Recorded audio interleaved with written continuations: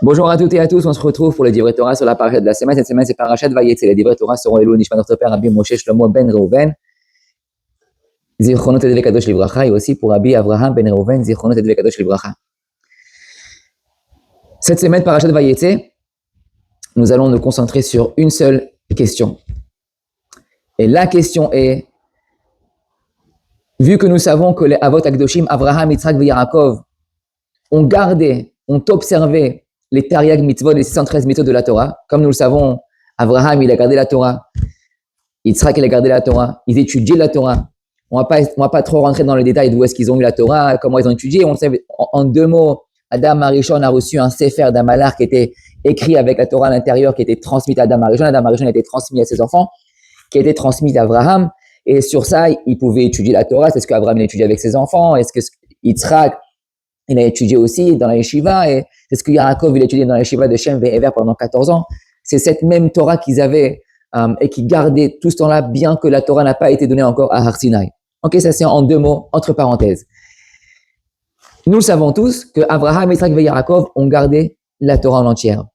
Lui-même, Yaakov Avinu, il va en témoigner la semaine prochaine lorsqu'il va rencontrer Esav.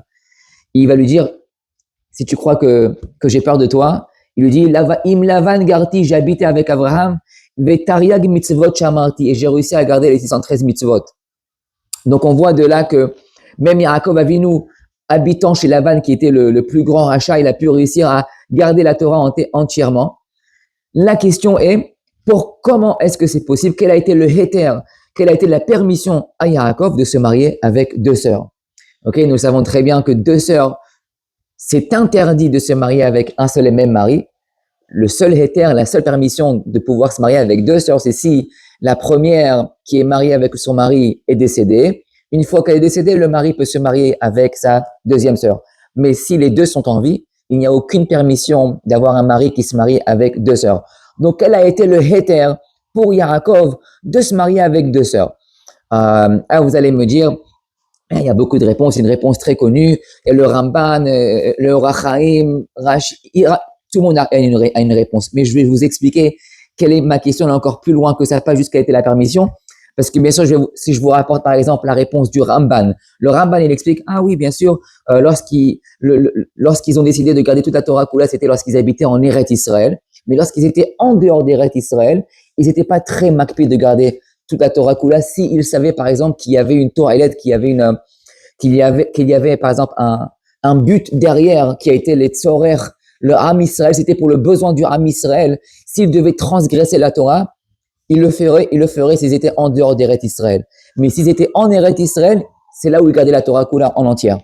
Et c'est pour cela, dit le Ramban, que lorsque il est arrivé en Eretz Israël, une fois que Yaakov Avinu a quitté la maison de Lavan, après tant d'années, que ses enfants ils ont grandi, lorsqu'il arrive en Eretz Israël, Rachel est obligée de mourir. Elle meurt à l'entrée d'Eretz Israël. Pourquoi? Parce que en dehors d'Eretz Israël, Yaakov pouvait se marier avec deux sœurs.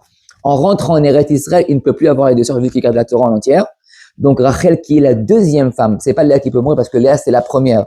C'est la deuxième qui vient, c'est elle qui est interdite après qu'elle est mariée, après que Yaakov s'est marié avec Léa. Donc Rachel est obligée de mourir avant de rentrer en Eretz Israël pour que Yaakov puisse garder la Torah en entière Kula. Ça c'est la réponse du Ramban.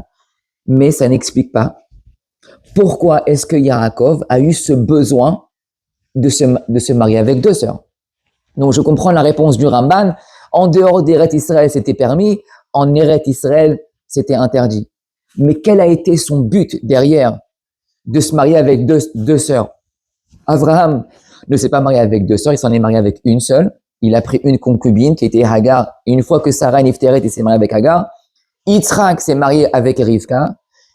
Et il ne s'est pas marié avec deux sœurs. Pourquoi est-ce que Yaakov lui-même a décidé de se marier avec deux sœurs? Il y a un très très beau pshat, je vais essayer de vous partager avec vous. C'est un petit peu profond, mais c'est très très beau. Ça nous explique quelle a été la raison pour laquelle Yaakov a décidé de faire cette démarche, d'aller voir Lavan et lui dire, écoute, je vais marier pour Rachel, et si Rachel ça marche pas, il s'est pas marché, il a décidé de prendre aussi Léa, et vu que Léa, ça a été sa première femme, il a dit, je vais quand même prendre aussi Rachel. Si tu as eu Léa, tu as eu des enfants avec elle, il n'y avait pas vraiment le besoin d'avoir aussi Rachel. On va bientôt rentrer dans le pshat du Orachaim aussi, ça va un peu expliquer, mais pour l'instant, il faut comprendre quel a été son but, quel a été son raisonnement derrière de se marier avec deux sœurs. Il y a le livre de Rabbi Chaim Mivolojin, qui était un Gadol Hador, qui était l'élève du Gaon Mivilna. C'est lui qui rapporte cette réponse que je vais partager avec vous. Et Bezrat Hashem, à la fin de cette réponse, on aura une tellement meilleure compréhension de la Torah, pourquoi chaque chose a été faite à tel moment et pourquoi ça s'est passé de telle manière. On aura vraiment une meilleure approche, une meilleure idée. Donc Rabbi Chaim Mivolojin, il dit comme ça. Avant de nous donner sa réponse, il va partager avec nous, il faut comprendre deux faits, deux points très très importants, qui sont pas très connus dans le monde. Le premier point est, dit Rabbi Chaim Mivolojin, c'est qu'il faut savoir qu'en Eretz Israël, il y a deux villes qui sont très kedoshim. Deux. Bien sûr, toutes les villes sont kadosh en Eretz Israël. Eretz Israël, c'est le pays, c'est le pays qui est kadosh en lui-même. Mais dans ce pays qui est kadosh, qui est saint, il y a deux villes qui sont encore plus saintes. Ce sont les plus grandes villes qui sont les plus saintes de tous, les plus kedoshim. La première, c'est Yerushalayim, comme on le sait tous. Et la deuxième, c'est Hebron. La première, Yerushalayim, est une ville qui est très sainte. La Torah nous raconte comment les Bénis Israël montaient en Eretz Israël pour les 3 fêtes, les Shalosh Regalim. Si vous lisez la Gemara sur quelle a été l'ambiance lorsque les Bénis Israël montent à Yerushalayim pour les fêtes de Pessah, pour les fêtes de Sukkot, pour les fêtes de Shavuot, avec tout le Ham Israël qui montait, tout le Ham Israël qui emmenait les korbanot, tout le Ham Israël qui s'asseyait et mangeait ensemble. C'était lorsqu'on voyait Yerushalayim pendant la fête de Sukkot et de Pessah, c'était inimaginable, c'était une simcha incroyable. Simcha bet HaShoeva. Gemara dit, tout celui qui n'a pas vu Simcha bet HaShoeva, il n'a pas vu qu'est-ce que c'est une simcha beyamav, c'est quoi la joie dans sa vie. Ça, c'était Yerushalayim, la sainteté de Yerushalayim pouvait se voir pendant les fêtes. Cependant, Yerushalayim, qui est la ville la plus sainte d'Eretz Israël, est sujet à destruction. C'est la ville qui est la plus détruite, c'est la ville qui est la plus enviée, et c'est la ville que tout le monde veut avoir, et à cause de cela, à cause des guerres qu'il y a avec Yerushalayim, la ville est constamment détruite et reconstruite. Détruite et reconstruite. À part que nous avons le Chorban Rishon, le Beth Amikdash Rishon, on a la destruction du Beth Amikdash Sheni, à chaque fois ça se détruit, ça se reconstruit. Ça c'est Yerushalayim. C'est une ville tellement sainte qu'elle est aussi sujet à destruction. Le Midrash nous raconte que toute chose qui est publique, toute chose qui est aux yeux du public est sujet à se faire détruire. Comme on l'a discuté il n'y a pas très longtemps, c'est ce qui est le Aïn Hara, toute chose qui est vue aux yeux du âme, aux yeux du peuple, est toujours sujet à destruction. Donc Yerushalayim, d'un côté, est une ville très sainte, mais constamment se fait détruire. Dans le sens inverse, nous avons la ville de Hebron, qui est aussi une ville très très très sainte, très kdoshim, très kdosha, mais à l'inverse de Yerushalayim, ne se fait pas détruire. La kdosha de Hebron est intacte depuis Me'arat HaMarpela, depuis que Adam Arishon a été enterré avec Chava à l'intérieur et que Abraham il a acheté ce terrain de Me'arat HaMarpela. Cette ville de Hebron est indestructible. C'est-à-dire la sainteté de Hebron qu'on a depuis le départ n'a jamais été enlevée et puis remis une deuxième fois.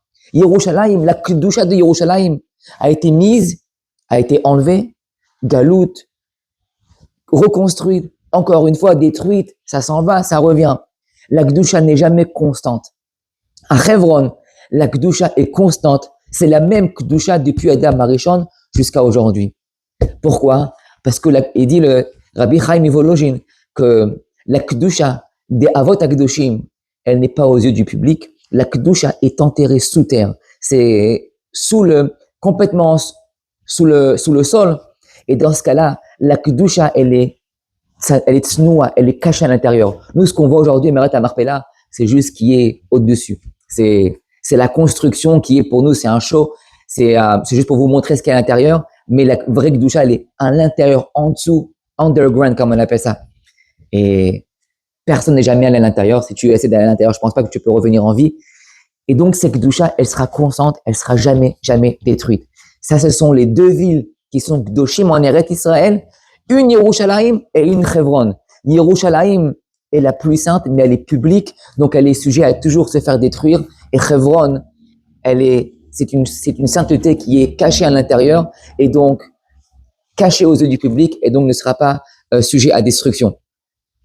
Yerushalayim, dit Rabbi Chaim Volozhin, c'est une ville qui représente, qui nous rappelle la relation que nous avons avec Hachem. Hachem, des fois, on le voit, il est là, on le sent, et tout va bien. Et puis, des fois, ça va pas très bien. Il y a des choses mal qui arrivent dans le monde. On a l'impression que Hachem est parti, il nous a abandonnés, et après, il revient encore une fois. Et après, encore une fois, ça repart et ça revient. C'est exactement ce que nous, les êtres humains, on a l'impression de vivre dans ce monde. C'est que des fois, tout va bien, on sent qu'Hachem, il est à côté de nous. Et des fois, il est pas là, il est parti. Donc ça, c'est Yerushalayim. C'est la ville qui est sainte, la ville de la lumière, qui des fois, la lumière, elle est là et la lumière n'est pas là. Et Hebron, c'est la ville que Hachem, il nous dit, si vous oubliez à cause de Yerushalayim que je suis pas là, regardez Hebron, je suis toujours là. Hebron est la ville qui nous rappelle que Kadosh Baruch Hu est toujours présent avec nous, il n'est jamais parti. Donc, Yerushalayim et Hebron sont ces deux villes qui sont les plus saintes et qui nous rappellent notre relation qui a Kadosh Baruch Hu avec nous, les bénis Israël. Deuxième point, très important à savoir, et là on va un peu rentrer dans le vif du sujet, qui est le mariage, la Khatuna, le mariage entre un homme et une femme. Akadosh Baruch Hu, lorsqu'on a reçu la Torah, Behar Sinai, Akadosh Baruch Hu, il s'est marié avec le Am Israël, avec le Ben Israël. C'était pas juste, tenez la Torah, et je m'en vais, je repars au ciel, et débrouillez-vous avec la Torah. Lorsqu'Akadosh Baruch Hu nous a donné la Torah, Akadosh Baruch Hu s'est marié avec nous. C'est pour cela que le Rachaim, il nous raconte que lorsque Akadosh Baruch Hu voulait nous donner la Torah, on devait se purifier pendant 7 semaines. Ça représentait les 7 jours comme les 7 jours of Shiva Yamim Nekiim, les 7 jours qui sont propres de la femme, avant qu'elle va avec son mari. Et lorsque les bénis Israël ont été tahor, Akadosh Baruch Hu, il a pu se rapprocher. Le Har Sinai, c'était la choupa, avec la musique, qui était les Asad Berot. C'est exactement le même show, le même, comment on va dire ça, tout ce qui se passe dans un mariage, ça s'est passé au moment de Har Sinai. Akadosh Baruch Hu s'est marié avec le Am Israël. Cependant, Akadosh Baruch Hu, il dit, à chaque fois qu'un Ben Israël, il va se marier, à chaque fois qu'un Juif va se marier avec sa femme, il va en fait activer le mariage d'Akadosh Baruch Hu avec le Am Israël. Et je vais vous expliquer ce que je veux dire. Je ne sais pas si vous avez remarqué, mais un des seuls moments dans le monde où est-ce qu'on a ce mérite d'avoir Hachem parmi nous, c'est lorsque un homme et une femme se marient ensemble. Lorsqu'un homme et une femme se marient ensemble, nous avons, Akadosh Baruch Hu était dit, Yud He, Ish. Il y a le Yud dans le Ish, le Isha, il y a le He, il a fait Yud Ke. Et la Ktuva qu'on donne à sa femme, normalement ça devrait être écrit Ktav. C'est quoi le mot Ktuva? Le Midrash nous raconte que Ktuva, il y a 2 lettres qui sont extra. Il y a le Vav et le He. Donc ça fait entre le Yud de Ish, le Vav de la femme, le He de la femme, et le Vav et le He de la Ktuva, ça fait en tout Yud Ke Vav Ke. C'est très rare qu'on fait une mitzvah et qu'on dit le Akadosh Baruch Hu lui-même, il vient parmi nous. Une des autres manières où on peut avoir le Akadosh Baruch Hu parmi nous aujourd'hui, c'est seulement si tu arrives à amener 10 personnes dans une synagogue et qui prient avec Minyan, tu peux avoir la shrina dans la synagogue. Mais sinon, c'est pratiquement impossible. On a ce mérite que 2 personnes qui se marient ensemble, ils puissent avoir le Yud Ke Vav Ke, le nom d'Hachem, la présence d'Hachem divine dans une maison. Pourquoi est-ce que c'est comme cela? Quel est ce mérite qu'on a? C'est parce que Hachem lui-même, il s'est marié avec nous. Et Akadosh Baruch Hu, il a dit, à chaque fois que Réhouven, il se marie avec sa femme, n'importe quel juif qui se marie avec sa femme, il va en fait prendre le mariage que moi j'ai fait avec le Am Israël, et il va me rajouter à l'intérieur. Donc Akadosh Baruch Hu, il dit, bisrouzé par ce mérite, je donne mon nom à l'intérieur, je ramène ma shrina dans la maison. Les Chachamim, ils nous disent, dans Gemara Masechet Sota, que, que notre mariage, lorsqu'on se marie, il faut savoir, et c'est là le point qui est très important, le mariage, ce n'est pas lorsqu'on se marie, c'est-à-dire lorsqu'on a 20 ans, ou 21 ans, ou 22 ans, ou 23 ans. Il dit, la Gemara nous raconte que le mariage, en fait, il a déjà été décidé depuis que nos neshamot sont tombés dans le ventre de notre mère, dans le ventre de notre mère. Même déjà, Bashamaim, la Gemara, elle nous dit que lorsqu'on est fécondé, Akadosh Baruch Hu dit, tel neshama va aller avec tel neshama. Donc, en fait, le mariage, lorsqu'on se marie, on a 21 ans ou 22 ans, ce mariage, en fait, n'est pas le vrai mariage parce qu'on était déjà marié depuis qu'on est tout bébé dans le ventre de la mère. Ce qu'on fait, en fait, quand on se marie, c'est juste d'actualiser le mariage on va faire une relation qui est sociale et une relation physique pour activer ce mariage qui, en fait, a déjà été créé depuis qu'on était petit. Donc, déjà, ce qu'on comprend maintenant, c'est que ce mariage qu'on a, il est depuis qu'on est tout petit. On l'active lorsqu'on se marie à 21 ou 21 ans, n'importe quel âge. Et là, il est un autre point très important à comprendre, que ce mariage ne se termine pas lorsque le mari ou la femme sont niftar, sont décédés, mais le mariage continue même après que le mari et la femme soient décédés. D'où est-ce qu'on se laisse là? La Gemara nous dit, pourquoi est-ce qu'on donne la bracha dans les shiva brachot de la choupa? On dit, on fait une bracha, vehitkin mimenu binyan adead. On prie que notre binyan, que notre construction, que ce mariage puisse continuer, binyan adead. C'est quoi adead? À jamais. Il n'y a pas de fin à ce mariage. C'est-à-dire, c'est de quoi il n'y a pas de fin, mais bien sûr qu'il y a une fin. Si Reuven, il est niftar, est décédé, ou sa femme est décédée, et donc il n'y aura plus de mariage. On prie que ce mariage puisse continuer ad jusqu'à la fin. Qui c'est qui a institué qu'un mariage peut être jusqu'à la fin et même continuer après la mort? Je vais vous raconter. La Gemara dans Masechet Kiddushin, elle nous raconte que un mari, lorsqu'il se marie avec sa femme, il doit donner quelque chose qui est shavé pruta, qui est shavé le minimum 25 cents. C'est rien du tout, c'est un minimum. C'est la seule fois, au fait, qu'un mari peut donner quelque chose de pas cher du tout à sa femme. C'est le seul moment. Après ce mariage-là, tous les cadeaux que tu dois acheter à ta femme, ça doit avoir une valeur, sinon, je pense pas que tu restes à la maison. Donc, la Gemara nous raconte que lorsqu'on se marie, Hariat Mekudesh Adi Beta Barazo, Kedat Moshe Israël, on prend cette bague qui vaut Shavé Pruta, qui vaut le minimum pour se marier avec sa femme. La Gemara nous raconte d'où est-ce qu'on sait ça, que ça vaut Shavé Pruta, que ça doit valoir ce minimum. La Gemara nous raconte d'Avraham Avinu, lorsqu'Avraham Avinu il a acheté le Meraret à Marpella, l'endroit pour enterrer sa femme Sarah Imenu, là où était enterré déjà Adam et Chava. Lorsqu'il a rencontré Ephron, là-bas il y a marqué qu'il a donné à Ephron, il a donné une certaine somme de monnaie, Abamot Shekel Kesef, et là-bas il y a marqué la car. Abraham il a acheté, il a acheté le terrain pour lui-même. Et la Gemara nous raconte puisqu'il y a marqué l'Ekicha, il y a marqué la car chez Abraham. Et lorsqu'on se marie avec une femme, il y a marqué qu'un mari prend sa femme, Lokeach Ish et Ishto. Donc aussi, la Gemara elle fait une Gzera Shava, on fait un limoud, un enseignement l'un de l'autre, que de la même manière que lorsque Abraham Avinu, il a dû payer pour acheter le tombeau, donc le Meraret à Marpella, cette terre, pas le tombeau, mais la terre de Meraret à Marpella, donc lorsqu'on prend une femme, on doit l'acheter avec de l'argent.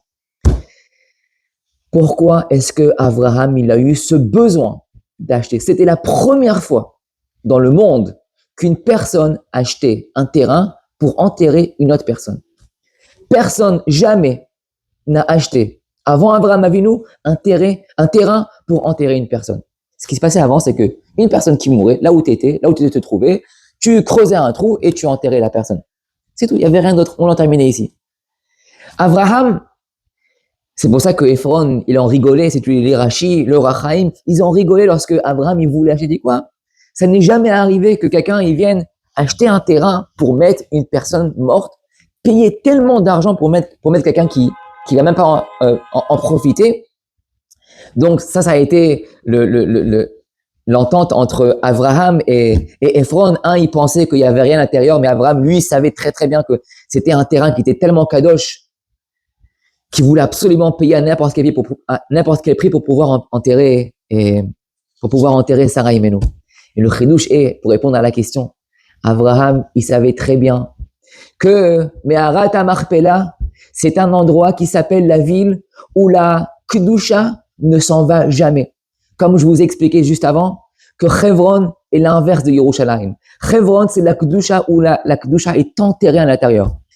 Abraham, il a compris. Il a dit, si j'arrive à enterrer ma femme dans un endroit qui s'appelle Meharat HaMachpelah, où la Kedusha s'en va jamais, et j'arrive à enterrer ma femme ici, et moi aussi juste à côté d'elle, plus tard, dans les années à venir, je peux continuer la vie mariée entre moi et ma femme, même après qu'on soit décédé. De là, on fait la bracha. Ve'itkin mimenu binyan adead. On donne la bracha au khatan vekala. On leur dit que votre mariage, pas juste qu'il soit stable et que vous puissiez rester mariés tant que vous êtes en vie. Ça, c'est une bracha qui devrait être normale, que tout le monde devrait avoir. Mais on donne la bracha, on dit que c'est ça, que vous restez à jamais ensemble. On donne la bracha, c'est-à-dire que même après l'enterrement, même après que le mari et la femme soient décédés, ils soient ensemble dans un seul et même endroit pour pouvoir être mariés ensemble. Et ça, on l'a pris de Abraham Avinu. Ça a été le chidouche d'Abraham Avinu. Abraham Avinu l'a dit, Hebron, c'est la ville où la Kedusha ne part jamais, où la Kedusha n'est jamais détruite. Si j'arrive à être enterré à Hebron et pas à Haïfa, et pas à Netanya, ou pas à Ashdod, ça, ce sera ma ville où je peux continuer la Kedusha d'Akadosh Baruch Hu, même après qu'un mari et une femme soient enterrés ensemble. Hebron, c'est la ville qui est la Kedusha à jamais, ça restera à vie. Le mariage, on prie pour que le mariage soit binyan adéad, qui reste à jamais ensemble, même après les personnes soient décédées. C'est pour cela il n'y a pas meilleur halacha que d'apprendre kicha kicha. Comment est-ce que c'est possible d'apprendre la halacha, de donner une bague à sa femme qui vaut Shavé Prouta d'une personne qui a acheté un kever à sa femme? Abraham, il a acheté un tombeau à sa femme. De là, tu vas m'apprendre comment marier ma femme? Ça a l'air un peu d'être sarcastique, c'est noir et c'est blanc. Et là, la réponse est, c'est pas juste que tu as appris de Abraham comment il a acheté un terrain pour enterrer sa femme, mais c'est d'apprendre d'Abraham comment pouvoir continuer ton mariage, pas juste lorsque vous êtes en vie, mais aussi lorsque vous êtes après la mort, après 120 ans, Bezrat Hashem. Maintenant qu'on a compris ces deux points-là, entre Yerushalayim, qui est la ville Kedusha, Aval, qui peut se détruire, Hebron, qui se détruit jamais, la Kedusha toujours ensemble, et lorsqu'on a compris aussi avec la Kedusha d'Eretz, la Kedusha de Hebron, maintenant on peut revenir à notre histoire avec Yaakov et Rachel et Léa. Il faut savoir, dit Rabbi Chaim Volozhin, Rachel et Léa, ce sont deux concepts, deux idées complètement différentes. Nous avons Tikkun Rachel et Tikkun Léa, qui représentent Rachel et Léa. Vous savez, la halakha est que Tikkun Rachel ne peut pas être dit pendant Shabbat et Yom Tov, juste pendant la semaine. Cependant, le Tikkun Léa, tu peux le dire n'importe quel soir. Ça peut être pendant la semaine, ça peut être pendant Shabbat, et ça peut être pendant Yom Tov. Quelle est la différence entre les deux? Pourquoi est-ce que Tikkun Rachel, je peux le dire pendant la semaine et pas pendant Shabbat, mais Tikkun Léa, je peux le dire même pendant Shabbat et Yom Tov? Parce que Tikkun Rachel, ça parle de Yerushalayim. Yerushalayim, on parle de la destruction de Yerushalayim. On ne veut pas que tu parles de choses qui sont tristes pendant Shabbat et Yom Tov. Donc, Tikkun Rachel, qu'on doit pleurer sur la destruction du Beth Amikdash, on te dit de ne pas le mentionner pendant Shabbat et Yom Tov. Cependant, le Tikkun Léa, qui parle pas des choses qui sont détruites comme Yerushalayim, mais Tikkun Léa, ce sont plus des choses qui se passent tous les jours, des choses qu'on ne voit pas tous les jours, des choses qui sont cachées, comme Hebron, on peut le mentionner tous les jours, même pendant Shabbat et pendant Yom Tov. Ça, c'est Rachel. Rachel, c'est Yerushalayim. Et Léa, c'est tout ce qu'on voit pas, tout ce qui est caché, tout ce qui est tsanoua. Yaakov, il a très bien compris qu'il doit se marier avec deux sœurs. Pourquoi? Yaakov, il a vu que ça c'est le Tiros de Rachaim. Yaakov, c'est lui qui doit emmener les 12 Shvatim. C'est pour cela qu'il doit se marier avec ses deux sœurs. Il n'aura pas les 12 Shvatim avec une seule femme.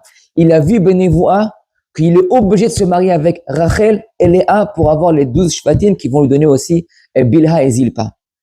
Abraham, il savait qu'il devait avoir un seul enfant avec Sarah, c'est déterminé. Yitzhak,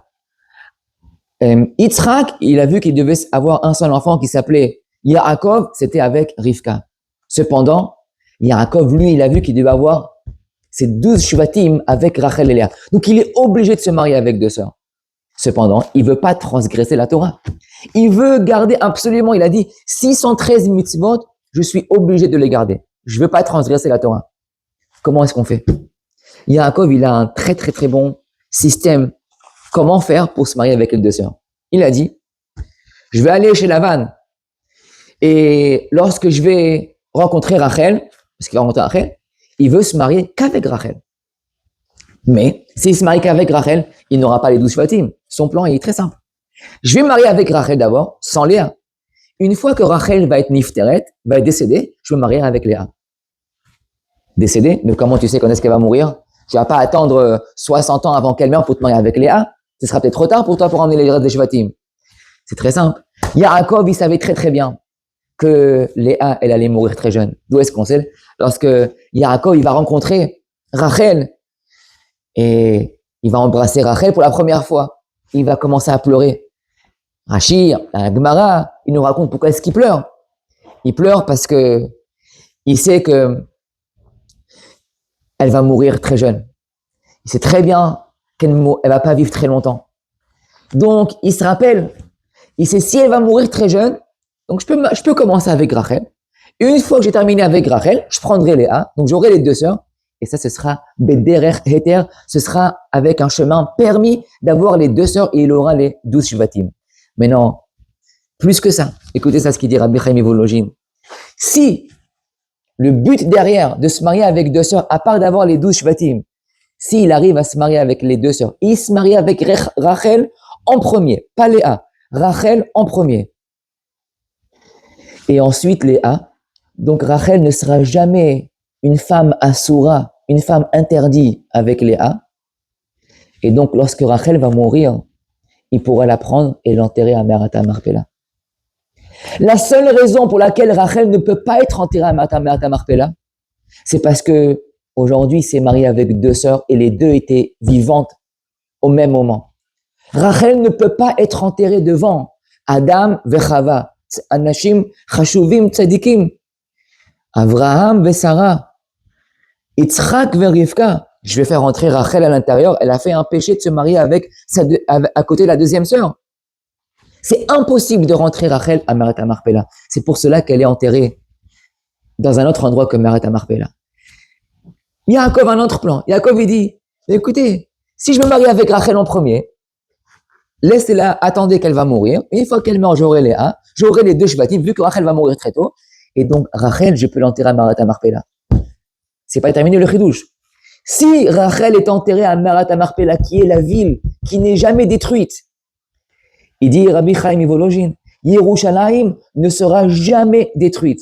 La seule raison pour laquelle Yerushalayim est détruite, c'est parce que Rachel est enterrée en dehors de Merat Marpella.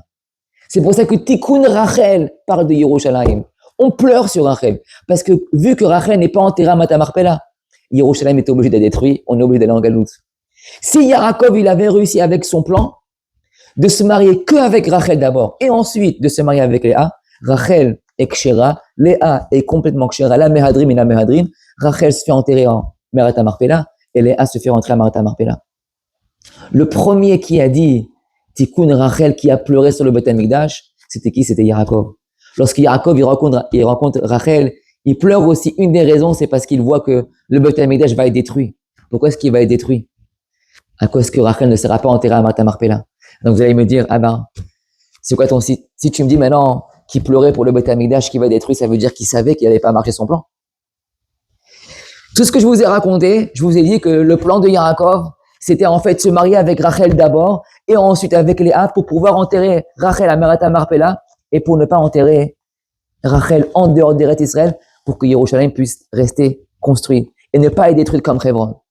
Cependant, oui, comme je vous l'ai dit, Yaakov, il voulait absolument mettre Rachel à Meret Marpella. Il a vu que le Beth Amikdash a été détruit, mais il s'est dit, même si ça marche pas d'après ce que j'ai vu la Nevoa, peut-être que j'ai une possibilité de le faire marcher. Peut-être que je peux changer. Peut-être que je peux arriver à faire changer David Lavan. Lorsqu'il arrive chez Lavan, il dit, donne-moi Rachel. Et il sait très bien que ça peut ne pas marcher. Il sait très bien qu'il peut recevoir les 1. Il y a marqué qu'il va travailler pour Rachel Sheva Shanim, 7 années. La Torah nous dit que les 7 années sont passées comme Yamim Achadim, comme des jours. Vous avez jamais compris, j'ai jamais compris cette histoire, moi. Comment c'est possible? Tu aimes quelqu'un tellement qu'on te dit tu vas travailler pendant 7 ans, ça va passer très rapidement. Si tu attends quelque chose que tu aimes tellement, les 7 années prendront, c'était comme si ça sera 20 ans. C'est impossible de prendre quelque chose que tu aimes tellement et de dire, parce que j'aime tellement, les 7 années vont passer en 2 jours. C'est impossible. Ça n'a jamais été le cas, en fait. L'histoire était que Yaakov, il a travaillé cette année pour avoir Rachel. Pourquoi Rachel? Son but, c'était pas juste de se marier avec Rachel, parce que j'aime Rachel. Son but était, bien sûr qu'il aimait Rachel. Ça, c'était ce qui est dans la surface. Mais derrière son but, c'était, si j'arrive à me marier avec Rachel et que je puisse la faire enterrer à Meret Marpella, j'arrive à sauver le Ham Israël de la destruction de Yerushalayim. Cette année, c'est rien comparé aux milliers d'années que les bénis Israël seront sans Beth Amikdash. Vous comprenez le cheshbon? Le cheshbon de Yaakov, c'est si je dois travailler 7 ans pour sauver le Ham Israël de la destruction du Beth Amikdash en enterrant Rachel à Meret Marpella, Yamim Achadim, c'est rien du tout cette année. C'est des petites journées. Yamim Achadim, ce n'est pas à propos d'attendre Rachel. Non, bien sûr qu'il veut Rachel. Mais son but est de sauver le Ham Israël. C'est pour cela que je vais vous expliquer un autre petit point. Il y a marqué que Yaakov, pendant 20 ans, il va se faire une tonne d'argent. Il va travailler avec les moutons, les sheep, on appelle ça les kvasim. Qu'est-ce qu'on a besoin de savoir que Yaakov, il travaille avec des kvasim pendant 20 ans? Il va agrandir le troupeau de Lavan. Il va se faire une tonne d'argent, il va devenir très riche. Le Midrash explique que le mouton, c'est pas juste ce n'est pas juste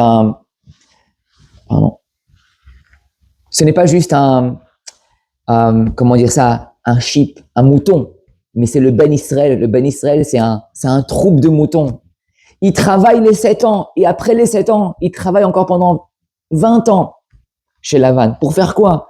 Il veut agrandir le Ham Israël. Son but, il a un seul but, c'est d'agrandir le Ham Israël.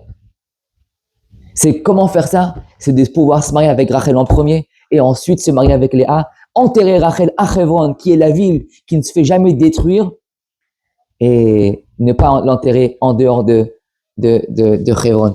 Mais comme on le sait tous, il n'a pas réussi. Lavan, avec sa ruse, a quand même réussi à tromper Yaakov. Il lui a donné Léa en premier. Et vu qu'il lui a donné Léa en premier, il n'avait pas trop le choix maintenant de se marier avec Rachel avant qu'elle soit niftar. Et c'est pour cela que Rachel a dû être enterrée en dehors d'Eretz Israël. Et dans ce cas-là, Yerushalayim va être détruit quelques années plus tard, vu que Rachel n'a pas été enterrée à Meret Marpella. Donc, ce que je voulais vous apprendre aujourd'hui, le but de ce shiur, était de vous faire comprendre quel a été le but derrière Yaakov de se marier avec 2 sœurs, à part d'avoir des enfants, d'avoir les 12 shvatim, bien sûr, qui est très, très, très important. Mais le but derrière, c'est, comme je vous ai expliqué, lorsqu'on se marie, lorsque 2 personnes se marient, ce ne sont pas juste 2 mariages, enfin un mariage entre un mari et une femme pour construire une maison et avoir des enfants, mais c'est aussi d'activer le mariage qu'il y a eu entre Akadosh Baruch Hu et le Ham Israël. Cette activation entre Akadosh Baruch Hu et Ham Israël, c'est ça qui fait avancer le monde. Lorsque Yaakov il se marie avec Rachel et Léa, ce n'est pas juste un mariage, mais c'est un mariage d'arranger la galoute de Ham Israël. Est-ce qu'on peut imaginer ça? Que Yaakov, lorsqu'il se marie, son seul but qu'il pense, c'est comment est-ce que je peux faire pour penser à sauver le Ham Israël. Ce n'est pas juste un mariage. Bien sûr, c'est un mariage. Mais chaque mariage derrière a un tikkun qui est impensable, qu'on s'imagine même pas, qu'on peut même pas savoir peut-être aujourd'hui, à notre level aujourd'hui, qu'est-ce qu'on fait derrière notre mariage.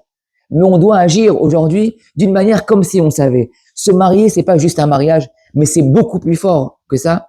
C'est des choses qu'on ne voit pas. Chaque mariage, c'est le yud avec le he entre l'homme et la femme. Le vav et le he de l'aktuva. On ramène le nom d'Hachem avec nous. Et chaque fois qu'on ramène son nom, chaque mariage, il est metaken, quelque chose dans ce monde qu'on ne sait pas qu'est-ce que c'est. Et notre but, c'est pas juste d'emmener la kedusha dans ce monde lorsqu'on est marié, c'est aussi de pouvoir continuer, même lorsqu'on va décéder, après 120 ans, si Dieu veut, Bezrat Hashem, c'est que nous-mêmes, le mari et la femme, continuent d'être ensemble grâce à cette kedusha vetahara qu'ils ont eue lorsqu'ils étaient mariés et continuent même juste après. C'est pour cela qu'Akadosh Baruch Hu, lorsque Chas v'Shalom, deux personnes divorcent, si ça doit se faire pour la raison qui est bien sûr valable, Akadosh Baruch Hu, il crie, il pleure. Pourquoi est-ce qu'il pleure? Parce que on avait une mission de pouvoir continuer ensemble, le mari et la femme lorsqu'ils sont de leur vivant, mais aussi après leur vivant lorsqu'ils sont niftar. Et lorsqu'une personne, ils arrêtent, ils doivent divorcer, donc la mission doit s'arrêter. Et on ne sait pas, peut-être après il faut encore revenir pour continuer, refaire la mission pour la terminer. Donc chaque fois qu'un mari, il achète des fleurs à sa femme, chaque fois qu'un mari, il rend sa femme heureux, ou sa femme qui rend son mari heureux, ou la femme qui rend son mari heureux, de n'importe quelle manière qu'il soit, c'est pour ça qu'une des halachot est, pendant les chagim, il faut acheter des cadeaux à sa femme. C'est très makpi dessus. Pourquoi? Ce n'est pas juste de rendre ta femme heureux, mais c'est chaque mariage qui est un mariage heureux.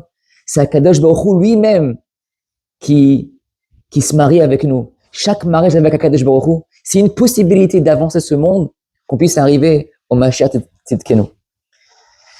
Sur Bezrat Hashem, on prie que chaque mariage dans ce monde puisse avoir la possibilité d'emmener la Kedusha, et une Kedusha qui soit de notre vivant, et aussi après de notre vivant, qu'on puisse continuer ensemble, chaque mari avec sa femme, et les enfants qui continuent.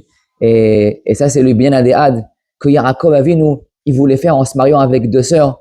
Bien sûr, avec Derech Heter, avec le Derech de faire le moutar, c'est-à-dire de se marier d'abord avec Rachel et ensuite avec Léa, mais à cause de la vanne, ça n'a pas marché. C'est pour cela qu'on dit dans la Haggadah de Pessah, il y a marqué que, c'est le fameux, la fameuse question, il y a marqué la vanne Bikesh la Akor et Takol. C'est quoi la vanne Bikesh la Akor et Takol? Maintenant, on peut comprendre cette Haggadah de Pessah. La vanne, en donnant Léa le premier, il est obligé de se marier avec Rachel en deuxième, et Rachel ne veut pas être enterrée à Marat Marpella. Si Lavan, il n'avait pas fait ça, on aurait pu enterrer Rachel à Marat Marpella. Et si on aurait enterré Marat Marpella, il n'y aurait pas eu de galoute. Juste après qu'il a marqué Lavan Bikesh la Akor et Takol, il a marqué Vayered Mitzrayma. Pourquoi Vayered Mitzrayma? Ça, c'est la galoute. À cause que Lavan, il a donné Léa en premier, et donc Rachel est la deuxième du vivant de Léa, on n'a plus le choix, mais d'aller en galoute. Si Lavan, il avait écouté Yaakov, il avait donné Rachel en premier, il aurait attendu quelques années, Rachel aurait été nifteret, et ensuite ça aurait été Léa. Rachel et Léa auraient été enterrés à Hebron. Hebron est la ville qui est indestructible, la Kedusha qui n'a jamais été détruite, et qui ne sera jamais détruite. Gam le'atid lavo binyan adéad. Donc on donne la bracha à nous tous, qu'on puisse être zoché de construire un binyan adéad. C'est quoi binyan adéad? Non seulement de notre vivant, mais jusqu'à après 120 ans, si Dieu veut, Bezrat Hashem, Shabbat Shalom U'Mevorach.